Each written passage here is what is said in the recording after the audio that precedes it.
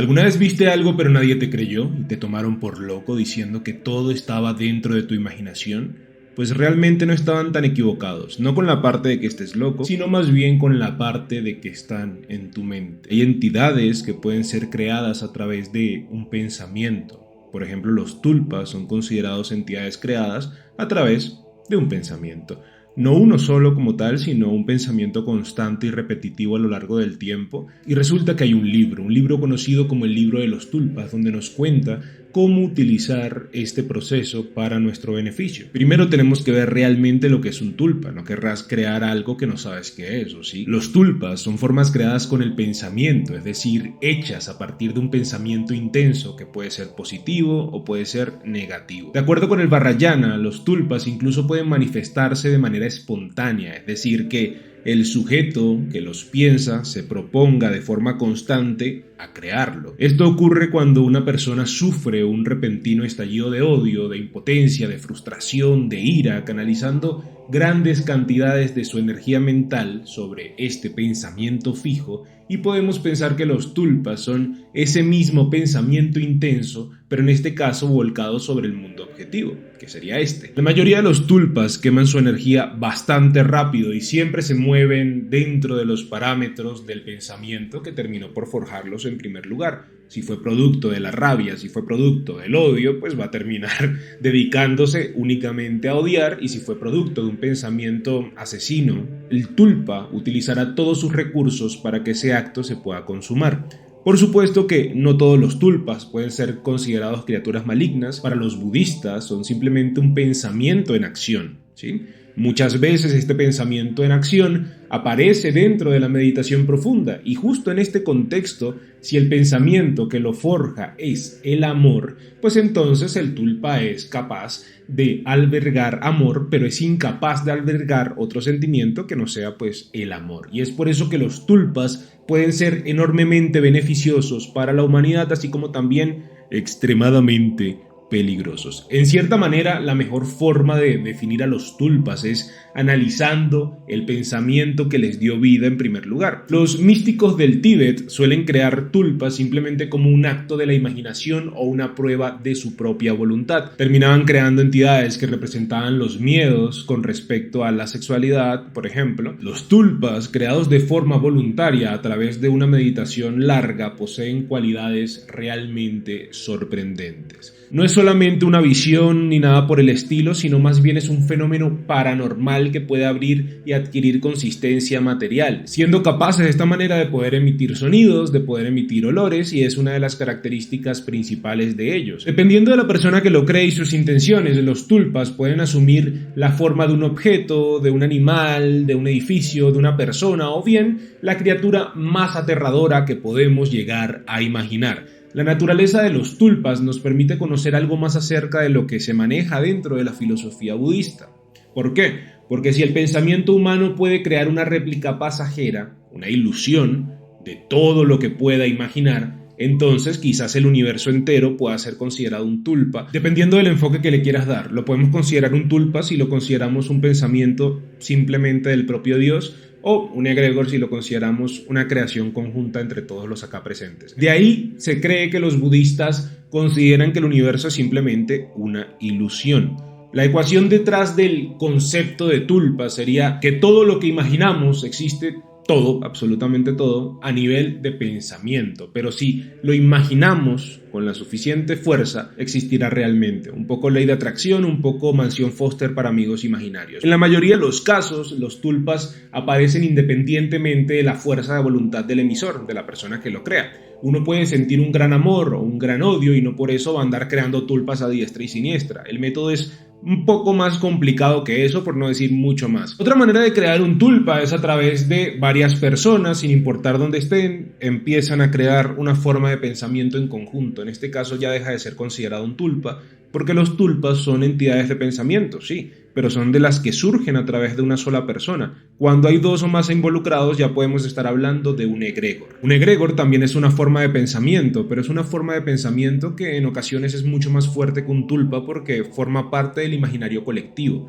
Muchas personas creen en él, piensan en él y creen que existe, y por tanto existe. Y hay un punto muy interesante sobre los egregores que intenta darle sentido a muchas cosas. Por ejemplo, porque hoy en día ya no se hablan tanto de apariciones como de licántropos, de hombres lobo, de vampiros, de homúnculos, etc. ¿Por qué? Porque simplemente la gente ya no piensa en ellos, no piensan que se van a encontrar uno por allí. Y por otro lado, porque la gente de la Edad Media no hablaba de la gente sombra, no hablaba del hombre polilla, no hablaban de los grises, el cual sería un punto muy importante porque dudo muchísimo que si una persona vea un gris en esa época no hubiese dedicado el resto de su vida a encontrarlo o a retratarlo tan siquiera. Porque hay entidades de las que se hablaba más antes y ahora no, porque simplemente a día de hoy ya no se ven. ¿Y por qué hay entidades que a día de hoy se hablan mucho más y hay avistamientos mucho más recientes? Porque antes se pensaban en ellos o no, y ahora sí, ¿sí? Cambian los papeles. Es decir, antes la gente le temía a los hombres lobo, le tenía miedo a los vampiros, por tanto hablaban y hablaban sobre los vampiros, pensaban sobre los vampiros, y eso alimentaba el imaginario colectivo de los vampiros, y hacía que pues existiesen avistamientos. Y los egregores pueden ir mucho más allá, ¿sí? Porque pueden crear entidades alternas, pero también pueden ser deidades, pueden ser dioses que personas de un grupo o secta religiosa terminen adorando de forma inconsciente. Hay una película que a mí me gusta mucho que habla bastante de esto, que es Misa de Medianoche, está disponible en Netflix si no me equivoco. Es curioso porque nos muestran exactamente lo que es un egregor. Es una entidad en la que las personas empiezan a creer, empiezan a adorar, empiezan a visualizar, a pedir y a solicitar como si fuera un dios directamente, y en un principio esta entidad, con la energía que recolectaba de todos, era capaz de obrar milagros. Por ejemplo, sana a esta otra, este vuelve a caminar, y la gente decía, es increíble, este tipo es lo máximo, lo adoro por siempre. Pero realmente el egregor no había sanado a la persona, y cuando el egregor faltase o ellos se alejasen del egregor, empezarían a sufrir sus dolencias nuevamente. Para poner otro ejemplo de imaginario colectivo, todos sabemos que Slenderman es una leyenda de internet. De hecho, los videos de donde surgen están en YouTube, lo encuentran como Marvel Hornets, y realmente fue creado por un usuario en un foro, ¿sí? Lo sabemos, estamos conscientes, y así y todo, Slenderman ya forma parte de nuestro imaginario colectivo. Existen personas que hablan de que han visto a Slenderman por allí o por allá y que han tenido avistamientos y su acercamiento ha sido bastante fuerte. Estas personas creen que sí se trata de una leyenda antigua o de una criatura sobrenatural y sienten miedo intenso y repentino hacia él. Por tanto, esto alimenta esta imagen egregórica de nuestro querido Slenderman y pues termina por haber avistamiento. De hecho, en el libro de los tulpas se menciona que solo leerlo puede terminar formando entidades de pensamiento y que ahí hay tulpas. Desde luego es esencial contar con una mente muy disciplinada, aislada de este ruido que tenemos normalmente a través del imaginario colectivo. No es necesario recurrir a los hábitos de espiritismo, ni de nigromancia, ni nada por el estilo. Esto lo vas a hacer tú y lo vas a hacer tu mente, ¿sí? También quítate de la cabeza que vas a tener que meterte a un cuarto a oscuras y entonar cánticos gregorianos hasta que aparezca el tulpa, ¿no? De hecho, la creación del tulpa se puede realizar al aire libre, a plena luz del sol y sin la colaboración de nadie más que no seas tú mismo. Estas proyecciones mentales no tendrán una vida muy prolongada, de hecho, se deterioran de forma muy rápida y sin dejar una impresión profunda en el plano mental. Pero, como ejercicio de visualización, puede transformarse en una experiencia bastante emocionante para una persona que está comenzando, o al menos así lo menciona el libro de los tulpas. El primer paso es meditar y aislar ese ruido del imaginario colectivo. Esto se logra permitiendo que la mente divague libremente durante un tiempo, sin tratar de fijar el pensamiento, sin tratar de direccionar el pensamiento hacia algún punto en especial. La persona que medita debe intentar convertirse en un simple observador de sus propios pensamientos. Después de un tiempo, el sujeto estará aislado del imaginario colectivo, pero dentro de su vínculo personal con el plano mental, el cual posee sus propios habitantes y sus propias criaturas, y es probable que escuches palabras aisladas que no tengan sentido, imágenes que tampoco lo tengan, y el libro de los tulpas sostiene que hay que atravesar este campo minado de estímulos para llegar al estado óptimo para poder crear un tulpa o tu forma de pensamiento. Todo el proceso es parte de una lucha de tensiones entre lo que ya te han dicho, entre lo que ya te han inculcado, entre lo que ya te han adoctrinado y los pensamientos más íntimos de la persona que lo realiza. Y la única forma de poder sobrepasarlo es simplemente siendo espectador. Después de un tiempo que dependerá del grado de concentración de la persona que lo realice y el ruido que escucha en su cabeza, este por último se irá desvaneciendo, se irá suavizando. Blavatsky, de hecho, hablaba de esto, que era una eminencia en el tema de ocultismo, nos informaba que este es un momento particularmente delicado, ya que la persona que lo realiza puede sentirse invadido por una satisfacción increíble, en la cual solo traerá aparejado un regreso de los estímulos que acabas de superar. Y finalmente llega la oscuridad del silencio, la ausencia del deseo.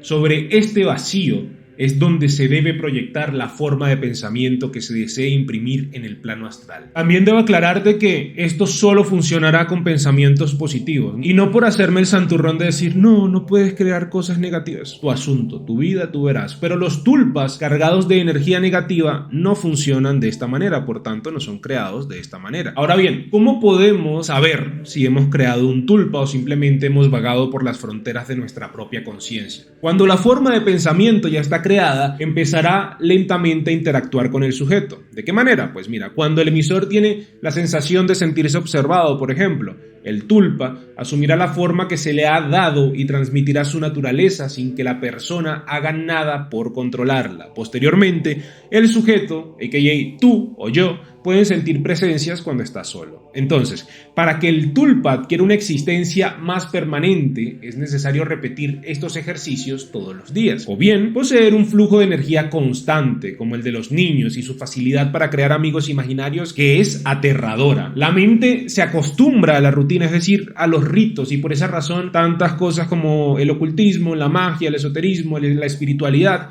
incluso las grandes religiones, insisten en la práctica de ciertos hábitos de manera constante, porque solo así se logra predisponer a la mente a alcanzar ciertos estados de conciencia. No es probable que suceda durante la primera meditación, así que no quiero ver en los comentarios, no me ha funcionado hace un día, por favor, pero existe la posibilidad remota de que te suceda, ¿sí? Es cierto de que el tulpa pues termina obteniendo energía necesaria y cuando la tiene, pues puede existir por su propia cuenta. Son muy infrecuentes, he de aclarar, pero en estos casos ya no es posible controlarlos, ya no es posible predecir cuándo y dónde aparecerán y tampoco será posible destruirlos por su creador, salvo que sepa cómo hacerlo. ¿Quieres saber cómo hacerlo? Pues sigue viendo. El libro de los tulpas aclara que este principio es el mismo que alimenta la teoría de todos nuestros actos que retornan hacia el punto que los originó.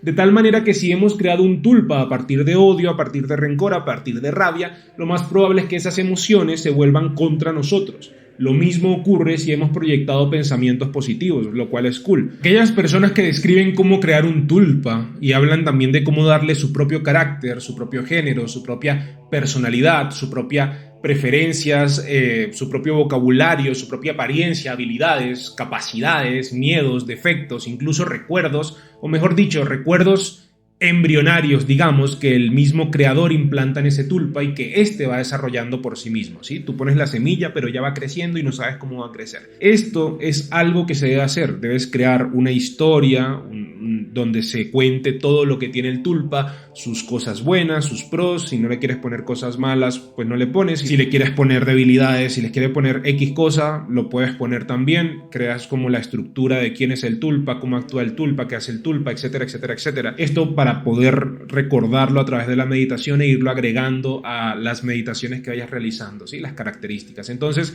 la protohistoria del tulpa es muy importante, ya que a partir de ella se desarrollan los parámetros de acción y de existencia, es decir, las libertades y las obligaciones que va a tener el tulpa contigo, su creador. Y dentro de estos límites, el tulpa puede crecer e incluso adquirir conocimientos por sí mismo, siempre que estos no contradigan sus obligaciones y las características de su propia personalidad que se le fue dada desde un comienzo. Apenas ahí es cuando el tulpa se encuentra en la cima de su potencial. Su creador puede encomendarle incluso una misión repetitiva y constante y se podrán imaginar las funciones que tendría un tulpa negativo, así que no lo hagan. Y así, amigos míos, es como funcionan los tulpas y los egregores también, que son entidades a las que hay que tener bastante cuidado, sobre todo los egregores, porque es muy fácil que una persona que entre en una secta, un grupo religioso, donde están en el tema de los egregores, de deidades que de pronto surgen de la nada, que de pronto llega y hay uno que se llama Chupiplum Master 27, para que nadie se sienta ofendido.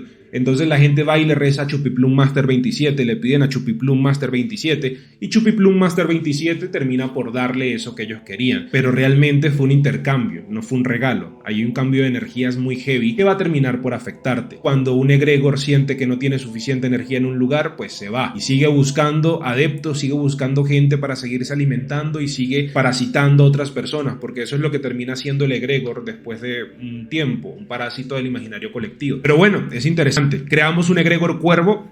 Sería muy interesante, pero es broma, así que por favor, a menos que quieran. Pero bueno, este es todo el podcast del día de hoy. Recuerda dejar tu like, recuerda compartirlo, eso me ayuda muchísimo, mi brother. Si llegaste hasta aquí, comenta tulpa y sabré que llegaste hasta aquí. Y entonces nada, mi brother, muchísimas gracias por el apoyo. Recuerda compartir, hazte miembro para obtener muchos beneficios. Entre ellos podrás obtener mi libro, El Grimorio Prohibido de los Cuervos, que surge dentro del universo de los libros de los juegos prohibidos por Dios. Y pues nada, muchísimas gracias por apoyarnos un día más. Cuídense mucho y nos veremos pronto.